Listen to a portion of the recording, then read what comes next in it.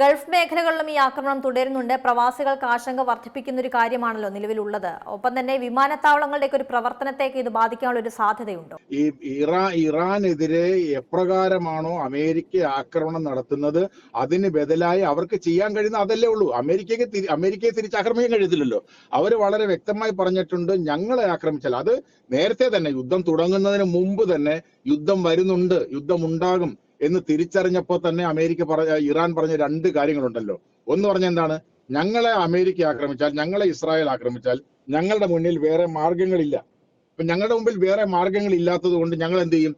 ഞങ്ങള് ഇറാന്റെ പശ്ചിമേഷ്യയിലെ സൈനിക താവളങ്ങളെ ആക്രമിക്കും. രണ്ട്, ഞങ്ങളെ ആക്രമിച്ചു കഴിഞ്ഞാൽ ഞങ്ങൾ ഹോർമുസ് കടലിട്ട് കടയ്ക്കും.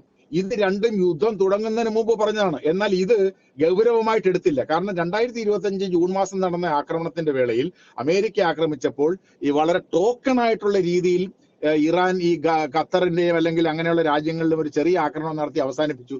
അങ്ങനെ അവസാനിക്കും എന്ന് തെറ്റായി ധരിച്ചു അമേരിക്കൻ ഭരണകൂടം. അപ്പൊ അതുകൊണ്ടാണ് അത് മുഖവിലക്കെടുത്തില്ല. അപ്പൊ എന്ത് സംഭവിച്ചു? പിന്നെ ഈ ഹോർമുസ് കടലിടക്ക് അടച്ചുകൊണ്ട് അമേരിക്കയുടെ ഉൾപ്പെടെ ലോക സമ്പദ് വ്യവസ്ഥയെ വളരെ അപകടത്തിലാക്കി. ഒന്നാമത്. രണ്ട്, പശ്ചിമേഷ്യയിലെ മിക്കവാറും എല്ലാ രാജ്യങ്ങൾക്കെതിരെയും അവരുടെ സൈനിക താവളങ്ങൾക്ക് പുറമെ അതില്ലാത്ത രാജ്യങ്ങൾക്കെതിരെ വരെ അവർ സൈനികമായ ആക്രമണം നടത്തി വളരെ വലിയ നാശനഷ്ടം. എത്രയോ വർഷങ്ങൾ, 5-10 വർഷമൊക്കെ എടുക്കും പിന്നെ പരിഹാരം ഉണ്ടാവാൻ എന്നത് ഒരു പരിധി വെച്ചു. അതിന് പുറമെ നമ്മുടെ ഇന്ത്യയെ സംബന്ധിച്ചിടത്തോളം ഇന്ത്യയിലെ പ്രധാനമന്ത്രി തന്നെ വന്ന് പറയേണ്ടി വന്നു, നിങ്ങൾ വിദേശയാത്രയ്ക്ക് പോകരുത്, നിങ്ങൾ പിന്നെ കാറുകളിൽ അമിതമായി ഓടിക്കരുത്, നിങ്ങൾ ബസ്സിൽ യാത്ര ചെയ്യണം, സ്വർണം വാങ്ങരുത്. കാരണം എന്താ? നമ്മുടെ ഫോറിൻ എക്സ്ചേഞ്ച് റിസർവ് കുറഞ്ഞു, വിദേശ നാണ്യ ശേഖരം. ഇതിന്റെ ഫലമായിട്ട് നമ്മുടെ വിദേശ നാണ്യ വരവ് കുറഞ്ഞെങ്കിൽ എണ്ണ കൂടുതൽ വില കൊടുത്ത് വാങ്ങേണ്ട സ്ഥിതി വന്നു. വിദേശ നാണ്യ ശേഖരം കുറഞ്ഞതുകൊണ്ട് പ്രധാനമന്ത്രി നേരിട്ട് വന്ന് നമ്മളോടെല്ലാം പറഞ്ഞു, ഈ കാര്യം നിങ്ങൾ മുണ്ട് മുറുക്കി ഉടുക്കുമെന്ന് പറഞ്ഞു. ഒന്ന്. രണ്ട്, നമ്മൾ എല്ലാവർക്കും അറിയുന്ന പോലെ 1 കോടി ഇന്ത്യക്കാരാണ് പിന്നെ ഗൾഫ് രാജ്യങ്ങളിൽ വർക്ക് ചെയ്യുന്നത്. 30 ലക്ഷത്തോളം മലയാളികളുണ്ട്. ഇതിൽ തന്നെ നമുക്കറിയാമല്ലോ, വളരെയേറെ പേര് നമ്മൾ അറിയുന്നില്ലെങ്കിലും നിരവധി പേർക്ക് ജോലി നഷ്ടപ്പെട്ട് അവിടെ നിൽക്കുന്നുണ്ട്. നിരവധി പേർ ജോലി നഷ്ടപ്പെട്ട് നാട്ടിൽ വന്നിട്ടുണ്ട്. ഇത് ഒരു ഭാഗത്താണെങ്കിൽ നമ്മുടെ നാട്ടിൽ തന്നെ നമുക്ക് എല്ലാവർക്കും അറിയാമല്ലോ, എത്രയോ കടകൾ, എത്രയോ ഹോട്ടലുകൾ പൂട്ടിപ്പോയി.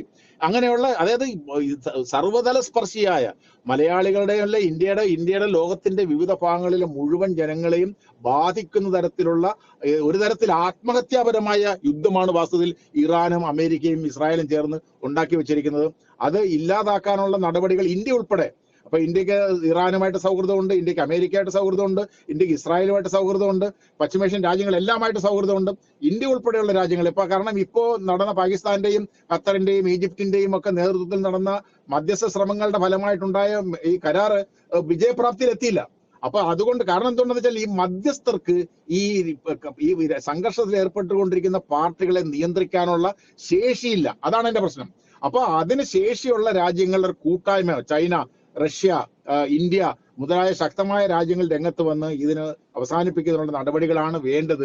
അതിന് ഇല്ലെങ്കിൽ സ്വാഭാവികമായിട്ട് ഇതിന്റെ ദുരന്തഫലം അനുഭവിക്കേണ്ടി വരുന്നത് ഏറ്റവും കൂടുതലായിട്ട് ഇന്ത്യയും ചൈനയും ജപ്പാനും സൗത്ത് കൊറിയയും ഒക്കെ, അതായത് ഈ പശ്ചിമേഷ്യയിലെ എണ്ണയെ ആശ്രയിച്ച് നിൽക്കുന്ന രാജ്യങ്ങൾ എന്നുള്ള നിലയ്ക്ക് നമുക്ക് വളരെ വലിയ നഷ്ടമാണ് ഉണ്ടാകാൻ പോകുന്നത്. അപ്പൊ അത് ഒഴിവാക്കുന്നതിന് വേണ്ട ശ്രമം നമ്മൾ നടത്തിയേ പറ്റൂ. അതല്ലെങ്കിൽ വലിയ ദുരന്തമാണ് ലോകത്തെ കാത്തിരിക്കുന്നത്. ഏറ്റവും പുതിയ വാർത്തകളും വിശേഷങ്ങളും വിരൽ തുമ്പിലറിയാൻ സീ മലയാളം ന്യൂസ് എല്ലാ ഡിജിറ്റൽ പ്ലാറ്റ്ഫോമുകളിലും ലഭ്യം.